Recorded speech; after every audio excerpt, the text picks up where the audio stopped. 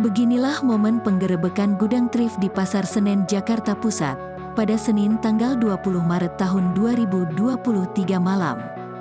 Diketahui, Direktorat Tindak Pidana Ekonomi Khusus Bareskrim Polri dibantu personel Polres Jakarta Pusat, menggerebek sejumlah gudang pakaian bekas hasil impor.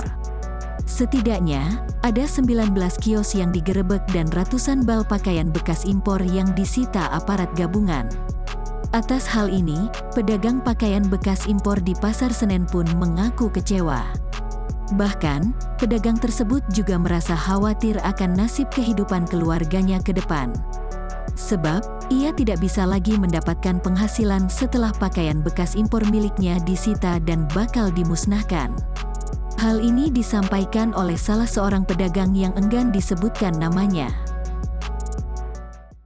Kalau tanggapan saya ya, secara sebagai pedagang yang mewakili para pedagang second, sebenarnya ya kita tahu ini melanggar aturan dari pemerintah.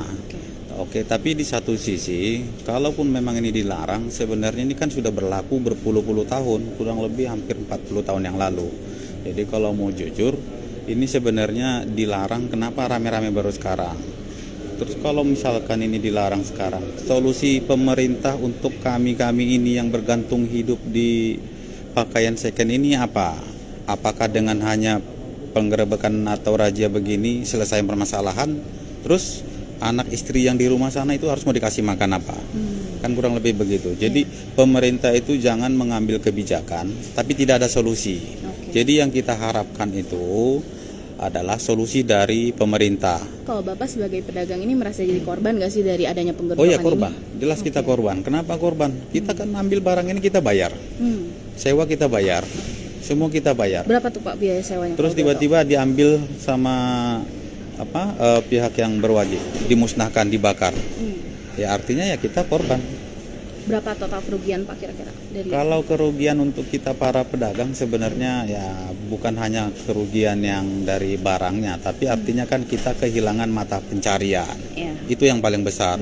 Jadi kalau sekarang kita punya anak istri di rumah terus kita nggak bisa kasih makan, tidak bisa kasih biaya sekolah, nah itu kerugiannya. Artinya kan kerugian itu tidak terhitung nilainya. Nah itu. Lebih lanjut, pedagang itu ingin pemerintah menawarkan solusi agar para pedagang pakaian bekas impor tidak menjadi korban. Sebab, mereka merasa sangat dirugikan lantaran telah membayar pakaian bekas impor dalam jumlah yang banyak, hingga menyewa kios sebagai lapak jualannya. Sebagai informasi, gudang yang diduga menyimpan pakaian bekas impor ilegal itu terletak di lantai 3 Pasar Senen. Saat ini, gudang itu tampak tertutup rolling door dan diberi garis polisi. Penggerebekan ini dilakukan atas tindak lanjut dari arahan Presiden Jokowi terkait penertiban pakaian bekas impor yang dijual bebas.